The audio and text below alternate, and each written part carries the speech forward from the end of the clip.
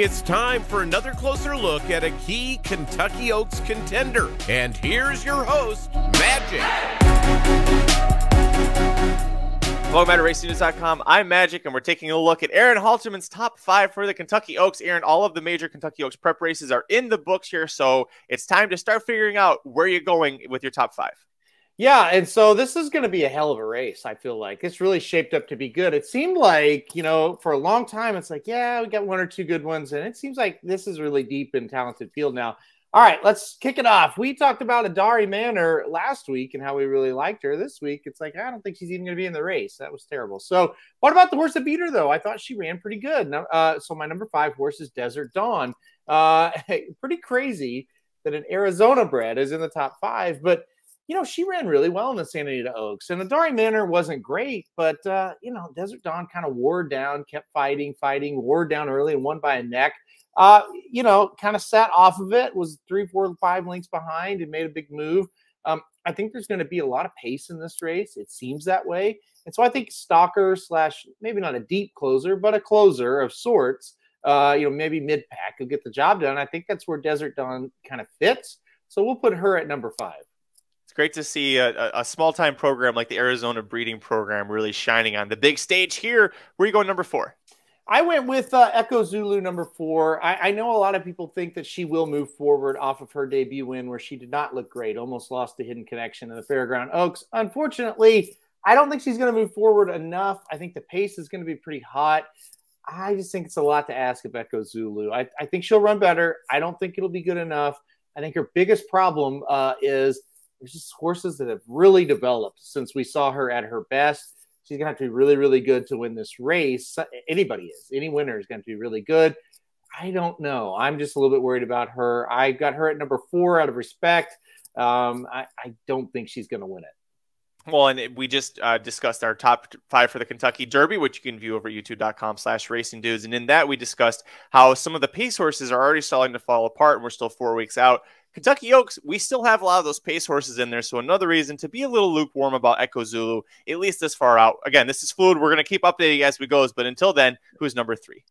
Yeah, I've got Secret Oath at number 3, the Dwayne Lucas trainee, coming out of facing the boys in the Arkansas Derby. Still think pretty highly of her. She made a really big move in that race and just kind of flattened out. Gonna have to be a little bit more forwardly placed. Can't come from dead last in the Kentucky Oaks. So hopefully she gets a little bit better position early. If she does, I think she'll come running. I think she'll have a big shot. She has a powerful move. We're going to have to see her finish a little bit better, no doubt, though, in the Kentucky Oaks. And that's why, I've kind of jumped off from having her number 1. It's like, yeah, she ran really well, but she really didn't finish. It's going to be the same distance in this one. I know she's facing a little bit, well, I guess it's arguable if this was a weaker field. This is a pretty tough field, actually, and the Arkansas Derby wasn't. So I think she'll run well. I don't think she's going to win. That's why I've got her at number 3. Keeneland's spring meet kicked off with a bang on Friday with the Grade 1 Ashland Stakes, and I got a feeling the number 2 is going to have the winner of that here. Yeah, that's right. I put Nest at number 2. This was a horse I wasn't just, way high on coming into that race. Liked her, but wasn't over the moon about her. But, man, she was fantastic. And, this was her second off the layoff. Now third off the layoff will be the Kentucky Oaks. I'm sure Todd Fletcher had that planned out perfectly. I like this horse a lot. I know you do. You go watch the reaction video of Magic. My goodness, he's on cloud 9 after this performance by Nest.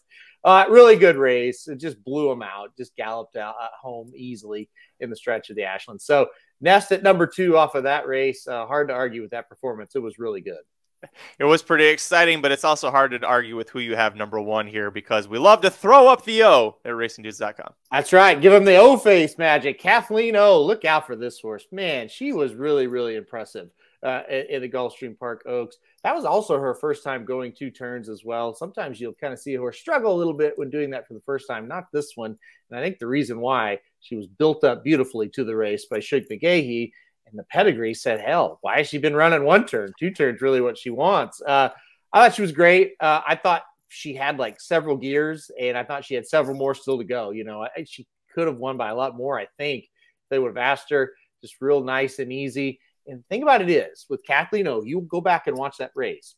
That did not set up for a horse to come from out of it.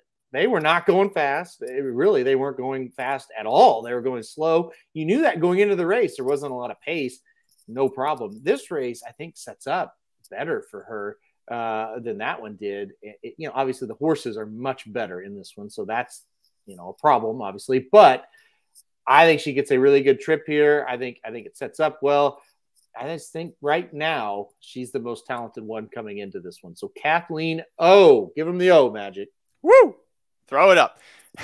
Sugar McGahee, a Hall of Fame trainer, trying to win this race for the second time, won it in 1993. And if you know who the winner is, leave that in the comments below with who your top 5 is for the Kentucky Oaks.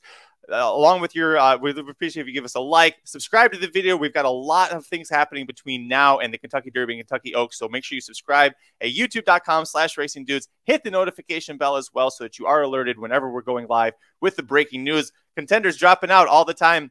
If you don't want to miss any of that action, go to racingdudes.com. We've got you covered with free picks for every race, every track across the country. We'll see you there at the track.